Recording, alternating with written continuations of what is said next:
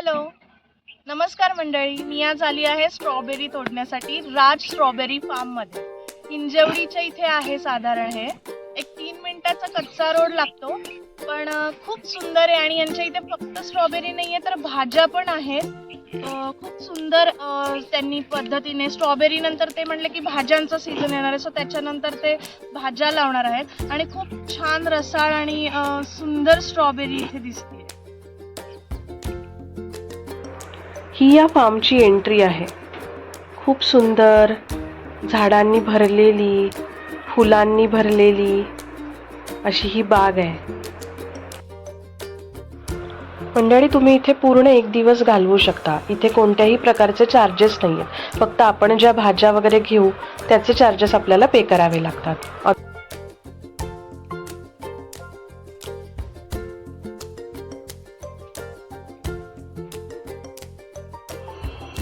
आत आल्यावर मस्त केळीची झाडं होती, स्ट्रॉबेरीची रोपं.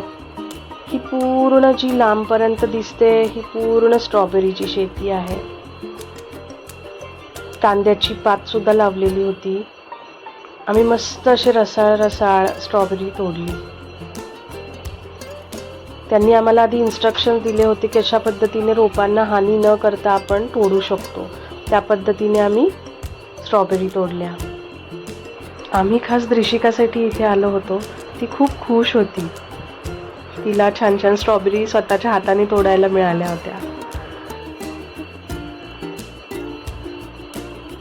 ही सगळी कोथिंबीर आहे. इथे कोबी, फ्लॉवर, ब्रोकोली अशी सगळी झाडं लावली आहेत. नंतर आम्ही गेलो भाजीच्या शेतामध्ये, जिथे सगळीकडे फक्त भाज्याच आहेत.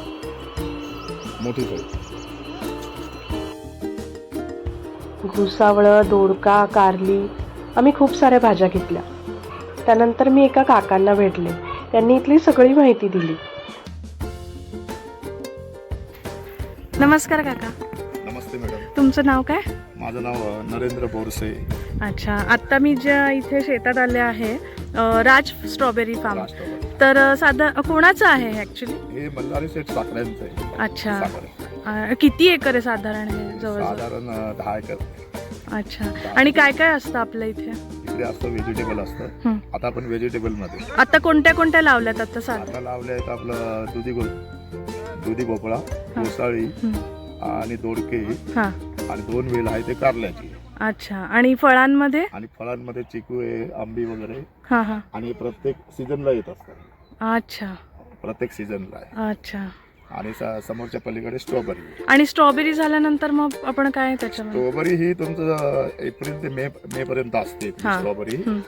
आणि नंतर मग सिजनेबल व्हेजिटेबल असतं, त्याच्याप्रमाणे भाजीपाला असतो. ओके, खूप छान काका, मस्त वाटलं इथे येऊन. अदर ऍक्टिव्हिटीज मध्ये तुम्हाला लंच आणि ब्रेकफास्ट, नंतर नंतर जाण्याचा चहा पाणी वगैरे. ओके, म्हणजे आपण दिवस इथे साधारण घालवू शकतो, डे इकडे राहू शकता. फक्त तुम्हाला 1 दिवस आधी इन्फॉर्म करायचं. ओके, चालेल, ठीक. मंडळी, मला हा व्हिडिओ टाकायला थोडा लेटच झाला, पण तुम्ही अजूनही इथे येऊ शकता. कारण एप्रिल आणि मे पर्यंत जसं काका म्हणले तसं अजून स्ट्रॉबेरीचा सीझन आहे. तर तुम्ही इथे नक्की भेट देऊ शकता. आपण त्यांना आदल्या दिवशी सांगू शकतो, जर आपल्याला जेवण हवं असेल तर मस्त आपण इथे वनभोजन सुद्धा करू शकतो. खूप छान वाटलं.